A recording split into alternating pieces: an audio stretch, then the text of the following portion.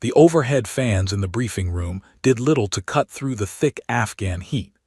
Dust particles danced in shafts of sunlight streaming through reinforced windows, giving the forward operating base Alpha's operations center an almost dreamlike quality. But there was nothing dreamlike about the tension crackling through the air. Captain Jake "Hawkeye" Morrison sat in the back row, his flight suit still damp with sweat from that morning's close air support mission.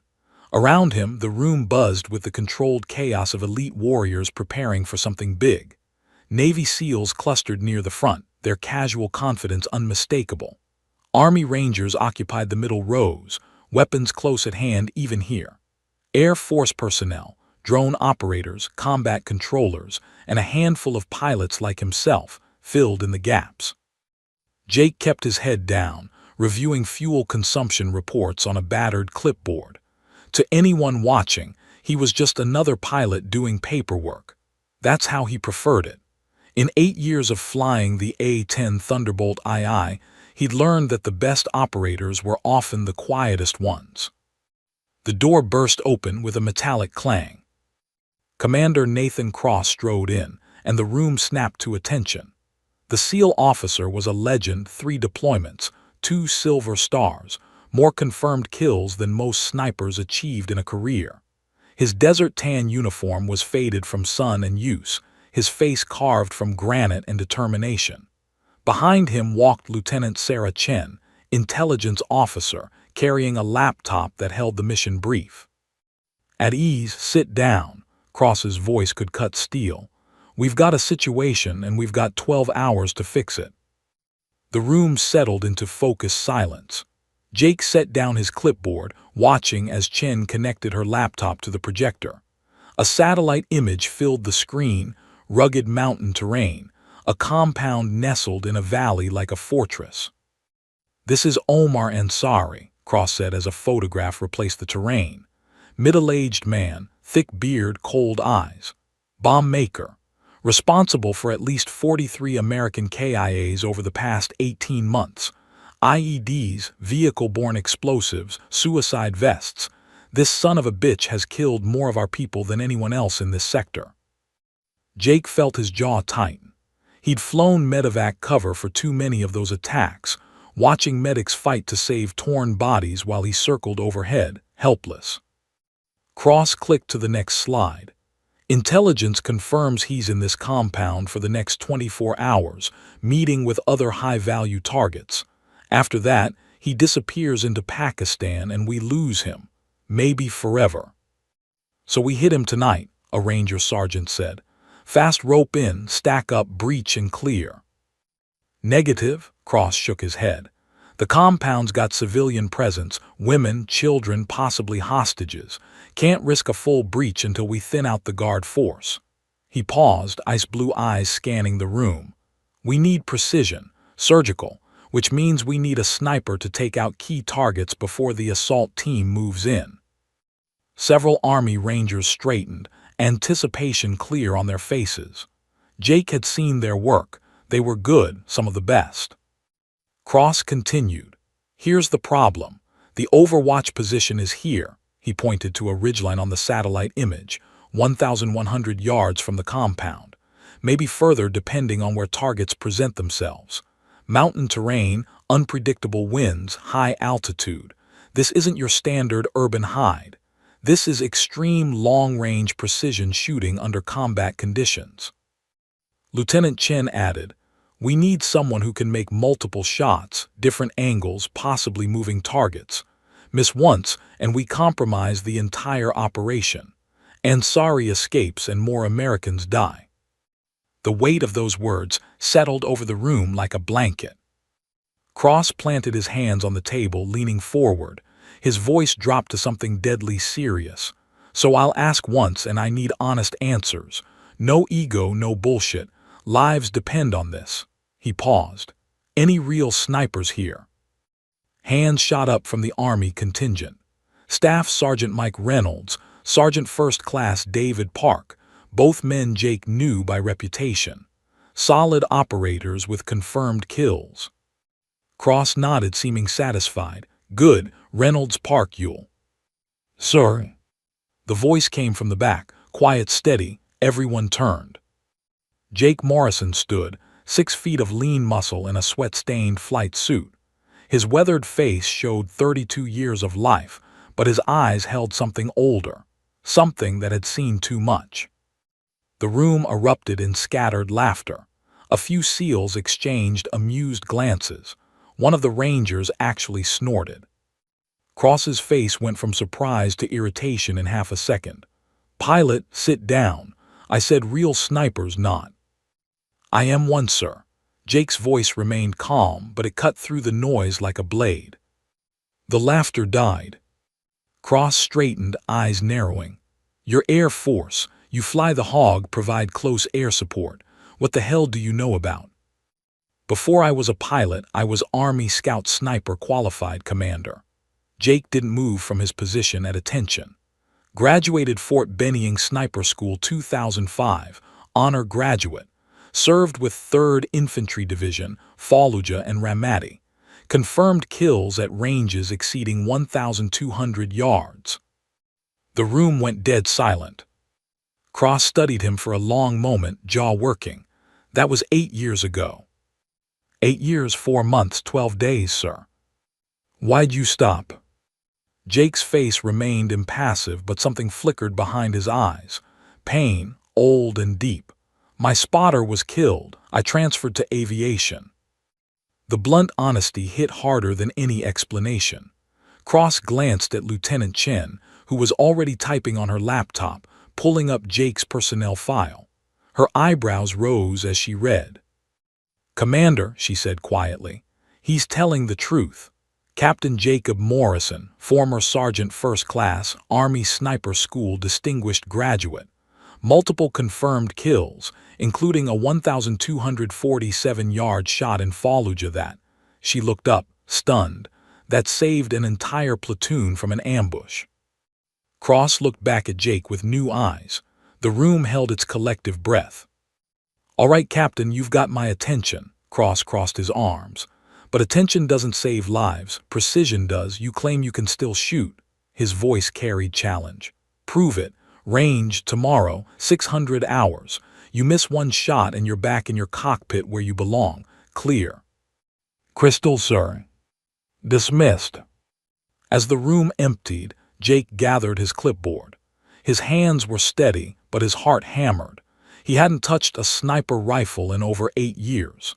Hadn't squeezed a trigger with a human being in the crosshairs since the day Tommy Bryce died. But tomorrow, he'd have to remember how. Tomorrow, he'd have to prove that some skills never die.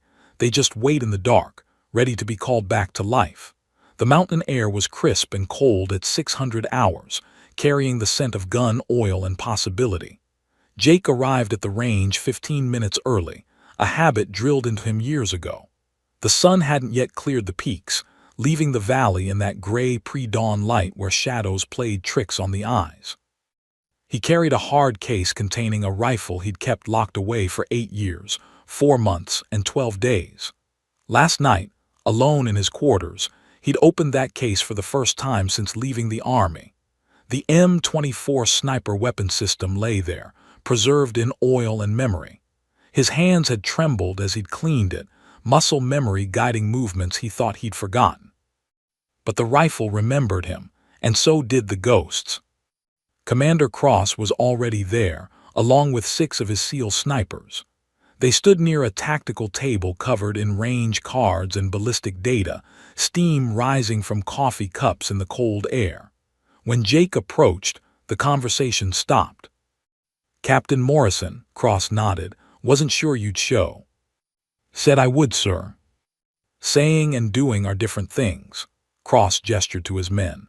"These are my boys, Chief Petty Officer Marcus Williams, Doc, Petty Officers Jensen, Rodriguez, Chen, Blackwood, and Harper. Between them, they've got over 200 confirmed kills. They're going to set up your shots today." Doc Williams stepped forward, a massive man with a shaved head and arms like tree trunks. His eyes held the flat, evaluating gaze of a predator. "Nothing personal, Captain, but we need to know you can actually do this. Our lives are going to depend on your trigger finger." Understood. Then let's not waste time. Doc pointed downrange. First shot 800 yards. Standard target, no wind compensation needed. Prove you can at least hit paper. The other SEALs smirked. 800 yards was basic for them, practically point-blank range for a trained sniper. It was a softball pitch, and they all knew it. Jake knelt behind the shooting bench, opening his rifle case. The M24 emerged, its synthetic stock worn smooth from use, the barrel still pristine. He assembled it with practiced efficiency, scope mounted, bolt checked, magazine inserted. His hands moved automatically, like a pianist returning to keys after years away. He chambered a round. The metallic click echoed in the morning stillness. "Wind's calm, 3 knots from the east," Rodriguez called out, reading an anemometer. "Temperature 45 degrees, barometric pressure standard. No excuses, pilot." Jake settled into position, cheek pressed against the stock. Through the scope, the world narrowed to a single point of focus. The target materialized, a standard silhouette at 800 yards. His breathing slowed automatically, in through the nose, out through the mouth, heart rate dropping, 68 beats per minute, 62, 58. And suddenly he was back in Fallujah, rooftop position. Tommy Bryce beside him, calling wind and distance in that Kentucky drawl. "Looking good, Jake. Send it when ready." Jake's finger found the trigger, squeezed. The rifle punched his shoulder, the suppressed bark swallowed by the mountains. Downrange, the target's center mass erupted. Doc lowered his binoculars. "Hit, center mass." His voice carried surprise he couldn't quite hide. "Lucky shot," Jensen muttered. Cross raised an eyebrow. "Let's see." Doc moved the target 1,000 yards, add some challenge. The SEALs repositioned a steel gong target at the new distance. Doc checked his instruments. Wind's picking up, 8 knots, quartering from the left. Elevation change puts you at a 17-degree angle. Compensate accordingly. Jake did the math in his head. Wind drift at this distance with current conditions, approximately 14 inches left. Elevation, add 2.3 mils. He adjusted his scope, settled back into position. This time the memories came harder. Tommy's laugh. The way he'd quote Johnny Cash between shots. The sound he'd made when the sniper's bullet found him instead of Jake. Jake pushed it down, focused, breath squeezed. The steel gong rang like a bell across the valley. "Dead center," Doc confirmed, respect creeping into his voice. The SEALs exchanged glances. This wasn't luck anymore. "All right, Captain," Cross stepped forward. "You can shoot static targets, but combat's different. Targets move. Stress is real. Fear fucks with your breathing." He nodded to Blackwood. "Set up the movers." Downrange, SEAL snipers activated a series of pop-up targets, silhouettes that would appear at random intervals at varying distances. 900 yards, 1,000, 1,100, some exposed for 3 seconds, others for 5. "You get 1 magazine," Cross said. 5 rounds. However many targets you hit in the next 60 seconds, that's your score. My boys average 3 hits, 4 if they're having a good day. Jake loaded 5 rounds, each one a small prayer. His hands were steady now, the old confidence returning like an old friend, or maybe an old enemy. He wasn't sure which. "On my mark," Cross said. 3, 2, 1, execute. The first target popped at 900 yards. Jake acquired, compensated, fired.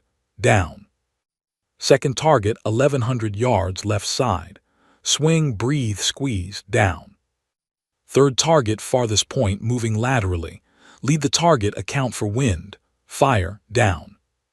Fourth target, close range, 800, almost too easy, down. Fifth target, the hardest one. 1,200 yards, small exposure window, high wind. Jake's breathing stopped. Everything stopped. The world condensed to the space between heartbeats. He saw Tommy's face one last time, heard his friend's voice. "Take the shot, brother." Jake squeezed. The target disappeared. 60 seconds, 5 rounds, 5 hits. Doc Williams lowered his binoculars slowly, then turned to Cross. Commander, I've been doing this for 12 years. I've never seen anyone shoot 5 for 5 on the movers. The other SEALs stood silent. Their skepticism evaporated like morning mist. Cross approached Jake, hand extended. Welcome to the team, Captain. Mission brief is at 1400 hours. He paused, studying Jake's face. But I need to know, can you do this for real? Not steel targets, human beings. Jake disassembled his rifle, hands steady despite the storm inside him. I've done it before, Commander. I can do it again. Even after 8 years. Jake met his eyes. Some things you never forget, even when you want to. Cross nodded slowly. Get some rest. Tonight we hunt. As the SEALs dispersed, Doc lingered behind. Captain, that last shot, 1,200 yards, moving target, high wind. That was impossible. Jake shouldered his rifle case. No, Chief, that was necessary. There's a difference. Walking back to his quarters, Jake felt the weight of what he'd just agreed to. Tonight, he wouldn't be shooting steel. He'd be taking human lives again, looking through a scope at men who had families, dreams, fears. But he'd also be protecting his brothers, saving American lives, finishing what he'd started 8 years ago when Tommy died. The ghosts would have to wait. He had a mission to prepare for. At 1400 hours, the operations center hummed with controlled intensity. Jake entered to find the room transformed into a tactical nerve center. 3 large monitors dominated one wall, displaying satellite imagery, drone footage, and real-time intelligence feeds. A 3-dimensional terrain model sat on the center table, a perfect miniature replica of the target area, complete with elevation changes, structures, and approach routes. Commander Cross stood at the head of the table, surrounded by his SEAL team and a handful of support personnel. Lieutenant Chen worked a laptop, updating imagery as new intelligence arrived. The Air Force Combat Controller, Major Steve Hayes, monitored radio frequencies. An Army Ranger liaison, Captain Mike Torres, represented the Quick Reaction Force on standby. Captain Morrison, join us. Cross gestured to an open spot at the table. Jake moved forward, aware of the eyes tracking him. These men had seen him shoot that morning, but trust in combat was earned through more than marksmanship. It required tactical acumen, decision-making under pressure, and the ability to think like a warrior. Here's what we know. Cross activated a laser pointer, highlighting the compound on the screen. Omar Ansari arrived at this location 18 hours ago. Signal intelligence confirms he's meeting with 2 other high-value targets, Rashid Durrani, Taliban regional commander, and Khalid Massoud, weapons facilitator for the Haqqani network. All 3 in one place. This is a once-in-a-decade opportunity. Chen clicked through images. The compound sits in a valley, elevation 8,200 feet. Single-access road from the north, sheer cliff faces on the east and west sides. Mountain ridgeline to the south, that's our approach. Structure is reinforced concrete, 2 stories, approximately 12 rooms. Infrared shows 15 to 20 heat signatures inside, but we can't differentiate combatants from civilians. Guard force, Doc Williams asked. 8 confirmed external guards rotating in 4-hour shifts. Unknown number of internal security. Intel suggests Ansari travels with at least 4 personal bodyguards, former Pakistani Special Services Group, highly trained. Jake leaned over the terrain model, his pilot's brain automatically processing the information. Elevation changes, wind patterns, line of sight, fields of fire. He'd studied terrain from 10,000 feet for 8 years. Now he was seeing it from ground level again. Proposed overwatch position is here. Cross pointed to a spot on the southern ridgeline. Grid coordinates 42 SVB 87342156. Elevation 8,800 feet, approximately 900 yards from the compound. It offers concealment and a decent shooting angle into the courtyard. Jake studied the position, then traced his finger along the ridge. "Commander, may I?" Cross nodded. "This position gives you 900 yards, but the angle's wrong." Jake pointed to the terrain model.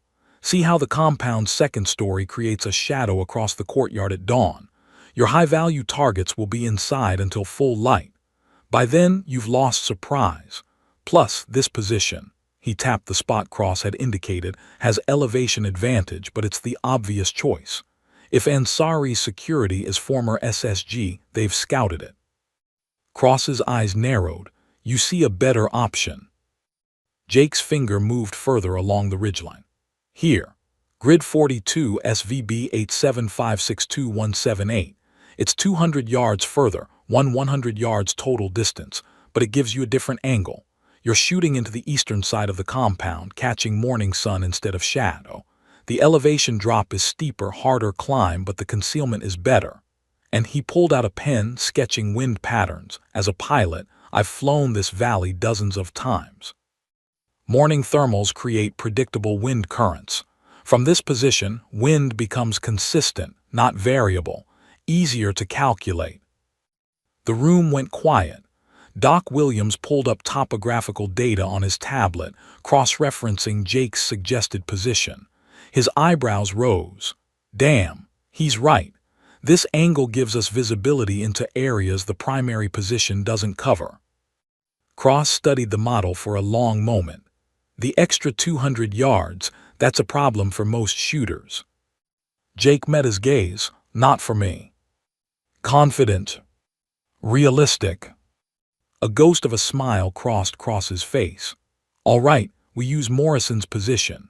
Here's the mission flow: 400 hours Black Hawk insertion 5 clicks south, 2 hours to hump to Overwatch, 600 we're in position. Jake and Doc establish the hide, begin surveillance. 6:30 first light. Guards change shift, that's when Jake starts work." Chen pulled up guard rotation schedules. "Pattern analysis shows shift change involves all external guards converging on the main entrance for briefing. 30-second window where they're clustered." "Too risky," Jake interjected. "Shoot one in a cluster, the others scatter, and we lose the advantage. Better to wait until they disperse to positions. Pick them off one at a time, spaced out.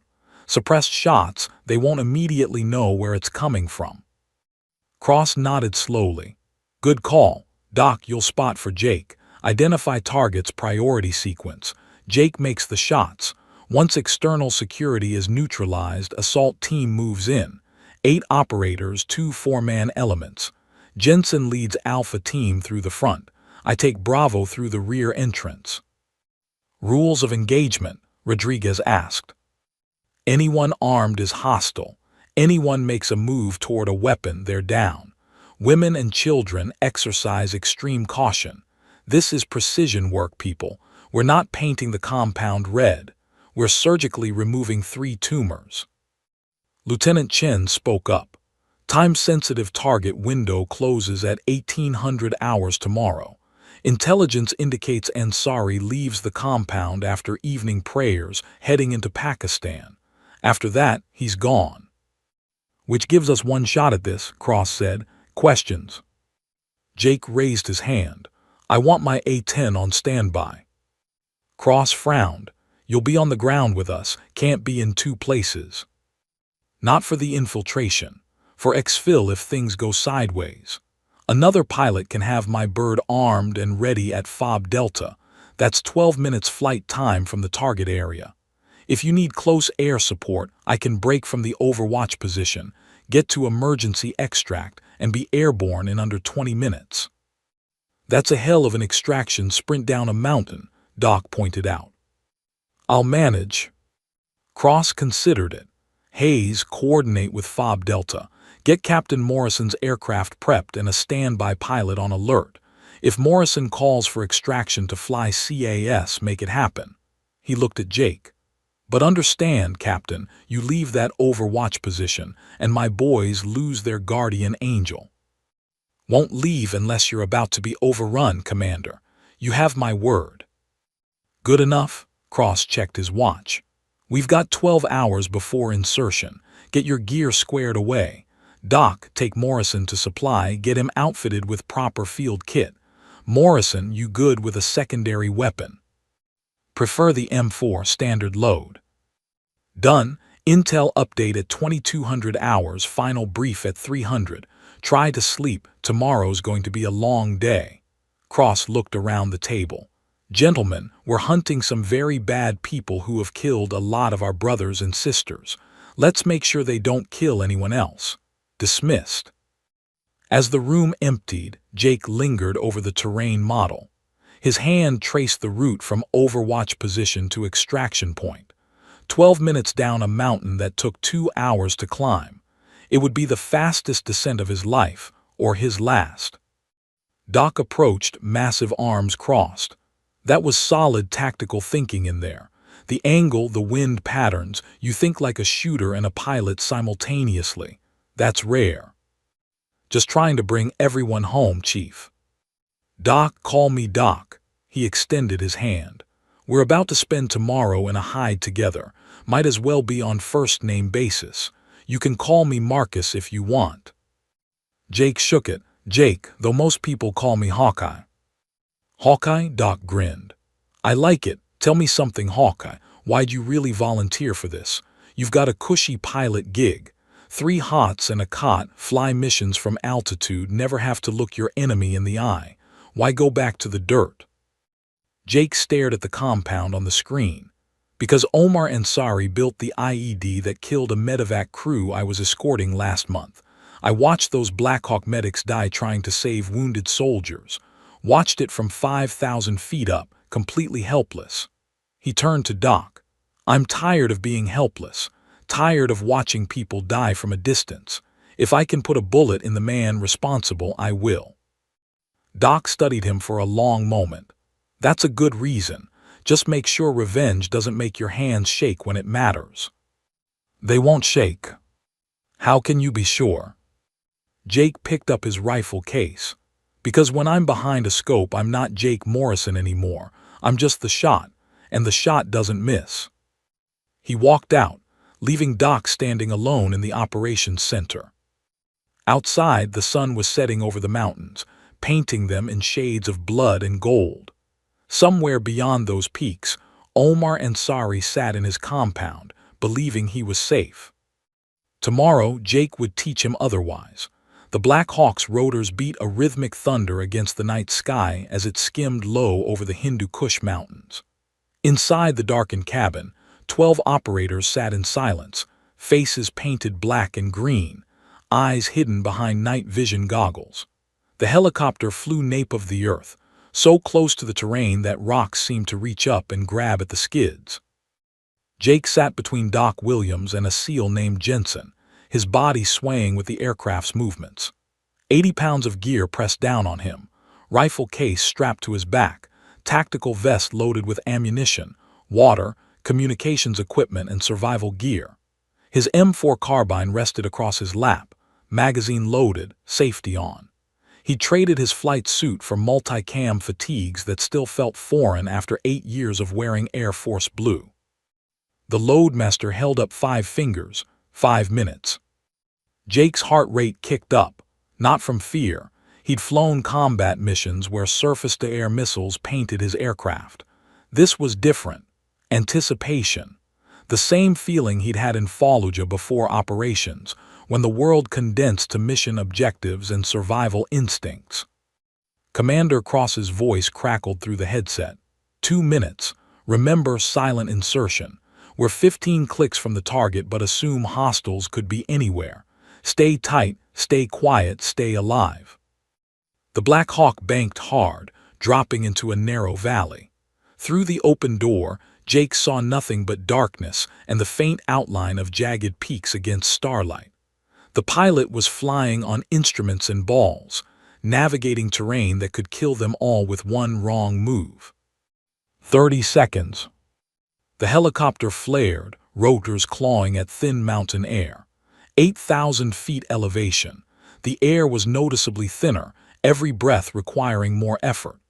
Jake's pilot brain automatically calculated density, altitude, engine performance, lift capacity.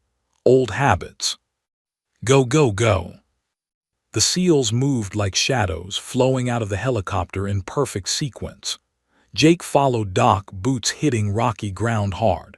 The impact jarred through his knees despite the practiced landing.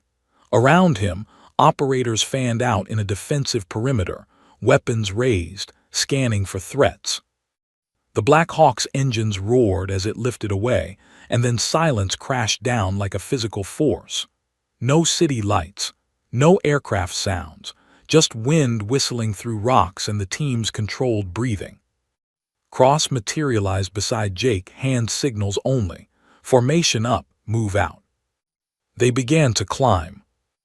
The first hour was brutal. The terrain was a nightmare of loose scree, boulder fields, and steep inclines that required using hands as much as feet. Jake's legs burned. His lungs screamed for oxygen that wasn't there. The altitude was kicking his ass harder than he'd expected.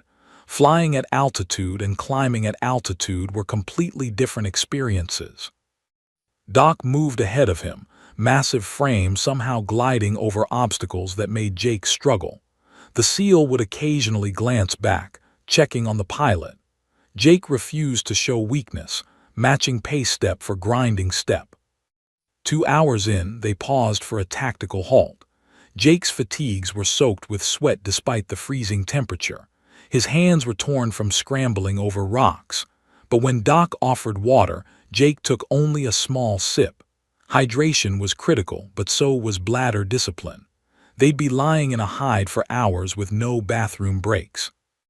"How you holding up, Hawkeye?" Doc whispered, his voice barely audible. "Still breathing." Pilots usually can't handle this part. All that soft living in climate-controlled cockpits. Jake managed a grim smile. "I grew up in Montana, Chief. Spent every fall hunting elk in mountains that make these look like speed bumps.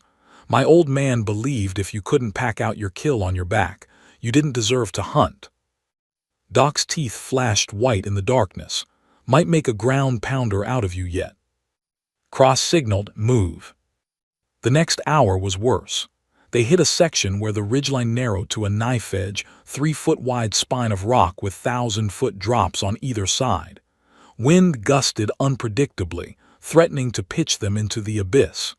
Jake focused on the man in front of him, matching steps exactly, not looking down. His mind drifted, dangerous at this altitude and exhaustion level. He saw Tommy Bryce walking point on a Fallujah street, saw the building where they'd set up their hide, saw the moment the enemy sniper's bullet meant for Jake found Tommy instead. "I'm sorry I couldn't save you, brother," Jake had whispered, cradling Tommy's body as life drained away. Tommy's last words, "Not your fault, Jake, never your fault, just finish the mission, always finish the mission." "Hawkeye," Doc's voice pulled him back.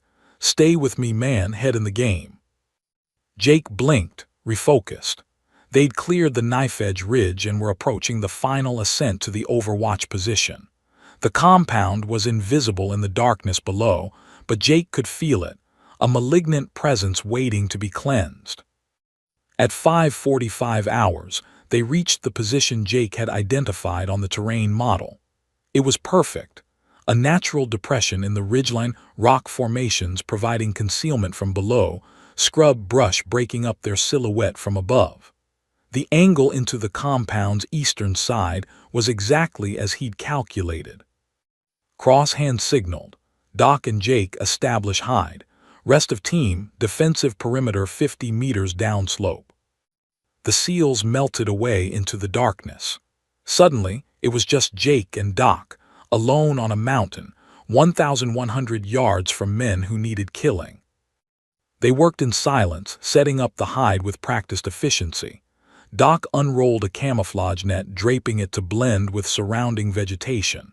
Jake assembled his rifle, each component clicking into place with satisfying precision. Scope mounted, bipod extended, suppressor attached. 5 magazines, 25 rounds total, arranged within easy reach. Doc set up the spotting scope, then pulled out a laser rangefinder and began marking distances to key points in the compound below. Main entrance, 1,147 yards. Southeast Guard Tower, 1,089 yards. Courtyard Center, 1,124 yards. Jake logged each measurement, building a mental map of the battlefield. He settled behind his rifle, adjusting the bipod until the weapon sat perfectly level. Through the scope, he could see the compound's dim outline. No lights yet. The occupants still slept, unaware that death watched from the mountains. "First light in 30 minutes, Doc whispered. "You ready for this?" Jake's hand rested on the rifle, steady as granite. "Been ready for 8 years, 4 months, and 13 days. "That's oddly specific. "That's how long Tommy's been dead. That's how long I've been waiting to finish what we started." Doc was quiet for a moment. "This isn't Fallujah, Hawkeye. This is a different war, different enemy. Don't let ghosts guide your trigger finger." "They won't." Jake chambered around, the metallic sound crisp in the pre-dawn silence. "But they'll watch, and when this is over, maybe they'll finally rest." Below, a light flickered on in the compound, then another. The target area was waking up. Doc keyed his radio. "Overwatch in position, beginning surveillance." Cross's response came through Jake's earpiece. "Copy that. Assault elements standing by. Hawkeye, you are authorized to engage targets of opportunity once identified. Make every shot count." "Roger that, Commander." The sky began to lighten, deep purple fatting to gray. Jake's heart rate dropped to 52 beats per minute. His breathing became shallow, controlled. The world narrowed to the circle of his scope, where death waited to be delivered at the speed of sound. Through the growing light, figures began to move in the compound below. Guards stretching, yawning, beginning their morning routines. Normal men doing a job. Men who helped build bombs that tore children apart. Jake's finger rested outside the trigger guard. "Not yet. Wait for the perfect shot. Wait for certainty." Doc's voice barely a breath. 2 guards northeast corner.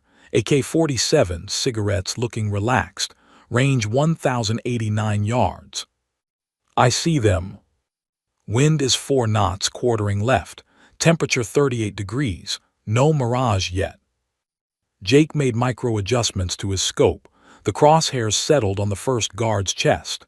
Young man, maybe 25, laughing at something his companion said. "You're cleared hot on Commander's mark," Doc said. Jake waited, breathed, remembered Tommy, remembered every American those bombs had killed. Cross's voice. "Hawkeye, this is 6 actual. You have execute authority. Send it when ready." Jake's finger moved to the trigger. The hunt had begun. Dawn broke over the Hindu Kush like a wound opening in the sky, crimson and gold bleeding across the eastern horizon. Jake watched through his scope as the compound transformed from shadowy outline to tactical reality. Every detail crystallized in the growing light. Concrete walls pockmarked by time and weather, guard towers at 3 corners, a central courtyard with a dry fountain, vehicles parked haphazardly near the main gate. And men, armed men moving with the casual confidence of those who believed themselves safe. "Primary target area is hot," Doc whispered. I pressed to his spotting scope. "Count 8 external guards rotating positions. 2 on the main gate, 2 roaming the perimeter, 4 at static posts."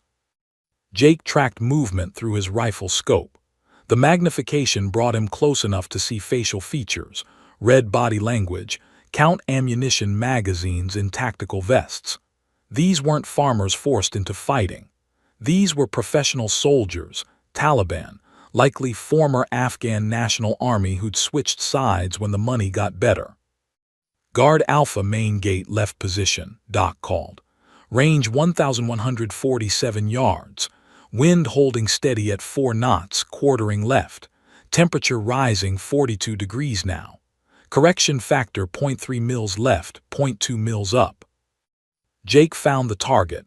Mid-30s, thick beard, Chinese-made QBZ-95 rifle slung across his chest. The man was drinking from a canteen, talking to his partner. Human. Real. Not a steel silhouette on a range. Jake's breathing slowed. In through the nose, filling the diaphragm, out through the mouth, long and controlled. His heart rate dropped 50 beats per minute, 48. The rifle became an extension of his body, the crosshairs an extension of his will. He saw Tommy Bryce in his peripheral vision, not really there but present nonetheless. His spotter, his brother, 8 years dead but never forgotten. "Finish the mission," Tommy's ghost whispered. "Always finish the mission." Cross's voice crackled in Jake's earpiece. "Hawkeye 6 actual, you are cleared to engage. Priority targets are external guards. Work from east to west, eliminate them sequentially. Assault team moves on your 6th shot. Acknowledge." Hawkeye copies. Cleared to engage 6 targets east to west sequence. Standing by.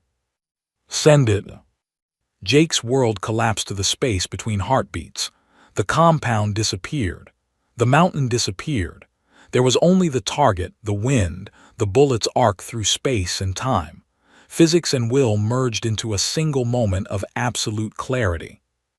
His finger took up the trigger slack, 2 pounds of pressure, then 3. The break point approached like destiny. He thought of the medevac crew, Captain Sarah Chen and her team, blown apart by an IED while trying to save wounded soldiers. Their Blackhawks spiraling into the ground while Jake circled overhead, helpless, screaming into his radio for help that would never arrive. Omar Ansari had built that bomb. Jake squeezed. The rifle spoke, a suppressed cough that barely disturbed the morning silence. Through the scope, Jake watched the bullet's flight compressed into instantaneous result. The guard's canteen exploded, but by then the 7.62 round had already passed through his chest, severed his aorta, and exited between his shoulder blades. The man collapsed like a puppet with cut strings. His partner froze, confused, looking around for a threat that killed from over a kilometer away. "Hit, center mass," Doc confirmed. "Target down. Second guard at main gate is exposed. Same windage, adjust elevation 0.1 mil down for range 1,142 yards." Jake cycled the bolt. The spent casing ejected with a soft clink. He chambered a fresh round, acquired the second target. The man was moving now, reaching for his radio, beginning to understand that something was wrong. Too late. Jake fired. The guard spun, clutching his throat where the bullet had found him. He fell backward, blood misting in the morning light. "Target down, 2 for 2. Doc's voice held professional respect. "Northeast tower guard is turning toward the gate. Range 1,089 yards. Wind steady. Send it." The tower guard had his rifle up now, scanning. Smart. Disciplined. Searching for the threat that had killed his comrades. He'd probably been a soldier before the Taliban recruited him. Maybe even a good one. Didn't matter. Jake's third shot took him in the upper chest. The man tumbled from the tower, falling 15 feet to the ground and moving no more. 3 down, southeast roaming guard heading toward the main gate. He knows something's wrong. Range 1,156 yards, moving target walking speed. Doc paused. "This one's tricky, Hawkeye. Lead him or take the shot." Jake tracked the guard through his scope. The man was walking quickly, weapon raised, head swiveling. Alert, dangerous, but predictable, moving in a straight line toward his fallen comrades. "Lead the target. Calculate intercept point. Factor in bullet flight time, roughly 1.3 seconds at this range. Account for the target's movement, approximately 5 feet per second. Lead by 7 feet." Jake placed his crosshairs 7 feet ahead of the moving guard. Waited for his breathing to sync with his heartbeat. Waited for the moment when everything aligned. Squeezed. The guard ran directly into the bullet's path. He dropped instantly, killed by geometry and timing. "Jesus Christ," Doc breathed. "That was a perfect intercept shot, 4 down." Cross's voice, "Hawkeye, outstanding work, continue." But Jake was already tracking the 5th target, a guard at the southwest corner who just realized his entire perimeter was collapsing. The man was smart, diving for cover behind a concrete barrier. only his head and shoulders visible, a difficult shot made harder by the man's panic making him bob and weave. Southwest Guard, partial concealment, range 1,134 yards, Doc called. Wind shifting, 6 knots now, more left deflection. He's scared, moving erratically. Jake waited. Patience was the sniper's greatest weapon. The panicked guard would make a mistake, expose himself, give Jake the shot he needed. Seconds crawled by. The guard's head popped up, looking toward the main gate where his comrades lay dead. 1 second, 2 seconds. Jake fired. The guard's head snapped back. He slumped over the barrier, visible to Jake but hidden from anyone inside the compound. 5 down. 1 external guard remaining, northwest roaming position, but he's running for the main building. Range 1,167 yards, fast-moving target. Jake tracked him.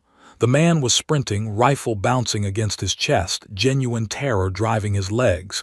He was 20 yards from the door. 15. 10. The shot was nearly impossible. Extreme range. Fast-moving target. Multiple corrections needed simultaneously. Jake didn't think. He acted. Muscle memory from 1,000 hunts, 1,000 training scenarios, 1,000 moments when failure meant death. He led the target, compensated for wind and elevation and the runner's desperate speed. Fired. The running guard pitched forward, sliding face first into the dirt 5 feet from safety. 6 down, Doc's voice carried genuine awe. 6 shots, 6 kills, ranges from 1,089 to 1,167 yards. Hawkeye, that was the most incredible shooting I've ever witnessed. Cross's voice cut through. Assault teams execute, execute, execute. Hawkeye, maintain overwatch. Anyone exits that building armed, put them down. Through his scope, Jake watched as shadows materialized from the rocks, seals moving with lethal grace toward the compound. They flowed like water, weapons up, closing the distance. 60 seconds and they'd be at the walls. Then the door burst open. Not 1 man, not 2.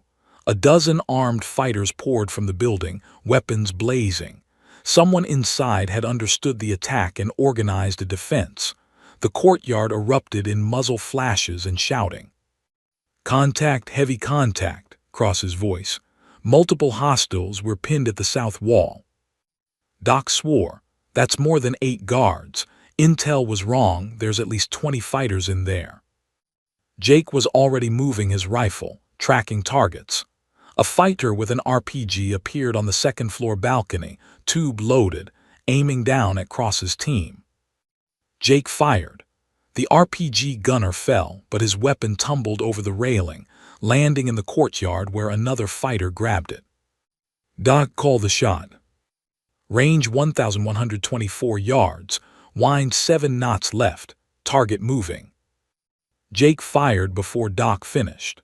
The second RPG gunner went down, but the launcher discharged as he fell, the rocket screaming into the sky before exploding harmlessly against the cliff face. More fighters appeared, 10, 15, 20. The compound was a hornet's nest and Jake had kicked it hard.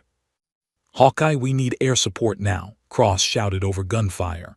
We are seriously outnumbered. Where's that QRF? Another voice answered.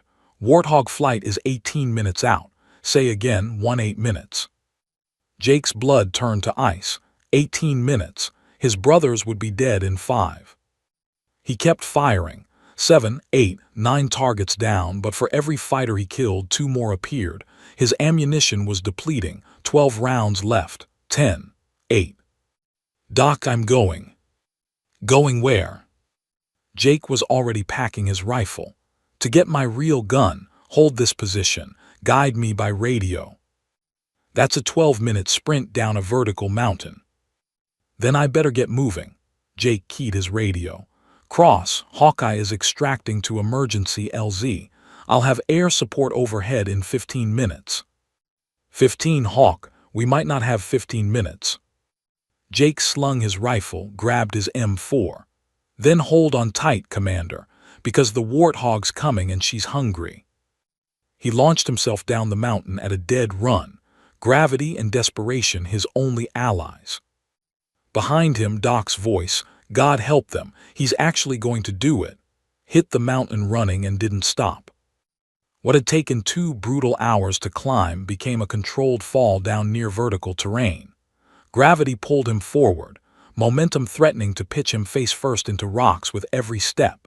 His boots skidded on loose scree, sending stones cascading down the slope in a rattling avalanche. He leaped over boulders, slid down packed dirt sections, used his hands to catch himself when his legs couldn't keep up with his speed. His lungs burned. The thin air at 8,000 feet turned each breath into a desperate gasp. His legs screamed in protest, muscles tearing under the strain of absorbing impact after impact. But he didn't slow down, couldn't slow down. Doc's voice crackled in his earpiece, breathless from his own shooting. Hawkeye, I count 23 hostiles now. They're flanking from the west side. Cross's team is pinned in the courtyard. Jake vaulted over a fallen log, landed wrong, felt his ankle twist, ignored it, kept running.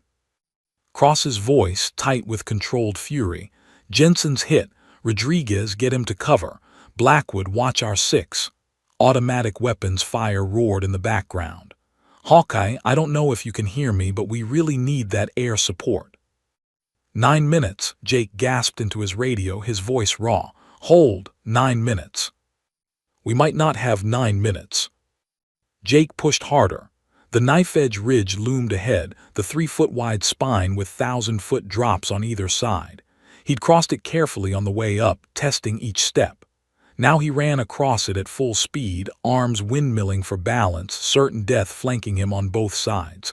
One misstep, one loose rock, 1 second of hesitation. He made it across in 15 seconds. That aged him 15 years. Hawkeye, Doc, they're bringing up a technical pickup truck with a mounted machine gun. It's tearing apart our cover. Cross can't move. Jake hit a steep section and simply jumped, sliding 30 feet down on his back, rocks tearing through his fatigues, skin shredding. He rolled to his feet at the bottom without stopping, legs pumping. 6 minutes. His tactical vest snagged on a branch. He ripped it free, kept running. Blood ran down his arms from a dozen cuts. His right knee buckled with every third step. Something torn or sprained didn't matter. His body would hold together for 6 more minutes or it wouldn't. Simple as that. Contact front, Cross shouted. They're pushing through the main gate. Harper, light them up. Chen, we need static explosion. Down, Chen is down. 5 minutes, Jake wheezed. Almost there. Doc's voice. Hawkeye, they've got RPGs on the rooftop. 2 shooters. Cross can't get an angle if they get organized. He didn't finish. Didn't have to. RPGs would obliterate the SEAL team's covered positions, turn their defensive stance into a massacre. Jake saw the emergency landing zone ahead, a relatively flat section of terrain where the little bird waited, rotors still. The pilot stood outside, smoking a cigarette, relaxed. He hadn't heard the firefight 3 clicks away. Jake burst from the tree line at a full sprint, waving his arms. Start it up, now. The pilot dropped his cigarette, startled. Sir, you're not supposed to be back for. Now, GODDMMIT. Something in Jake's voice, the raw desperation, the blood, the wild look in his eyes made the pilot move. He jumped into the cockpit. The turbine whined to life. Jake didn't wait for the rotors to reach full speed. He threw himself into the passenger seat. FOB Alpha, maximum speed, lives on the line. The little bird leaped into the air, nose dropping as the pilot pushed the throttle forward. The small helicopter screamed across the valleys, so low that Jake could have reached out and touched the treetops. Cross's voice, RPG, incoming, explosion, static, then, missed us by 5 feet, next one won't. Hawkeye, where the hell are you? 3 minutes, I'm coming. The little bird banked hard around a peak. FOB Alpha appeared ahead, A cluster of buildings, vehicles, and Jake's A-10 sitting on the tarmac like a predator waiting to hunt. The pilot didn't bother with a proper landing, just flared hard and hovered 2 feet off the ground. Jake jumped out before they'd fully stopped, hitting the ground running. His ankle gave out. He rolled, came up limping, kept moving. 50 yards to his aircraft. 40, 30. Staff Sergeant Mike Torres, his crew chief, stood beside the A-10 with a clipboard. His eyes went wide seeing Jake's condition, torn uniform, blood-streaked, wild-eyed. "Captain Morrison, sir, you're supposed to be." "Is she armed?" "Yes, sir, full load, but you can't just." "Pre-flight done?" "Yes, but regulations say." Jake was already climbing the ladder to the cockpit. "Get that ladder clear. I'm launching now." "Sir, you need authorization from." "My team is dying." Jake's roar silenced every objection. He dropped into the cockpit, hands moving on autopilot. Master arms switch on, avionics on, engines starting. The twin turbofans spooled up with their characteristic high-pitched whine. Tower frequency crackled to life. "Warthog 1-1, you are not cleared for."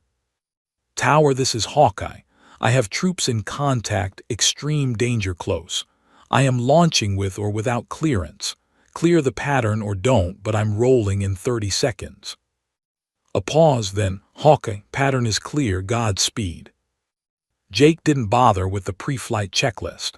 Didn't check fuel, didn't verify weapon systems, didn't do any of the 100 things pilots were supposed to do.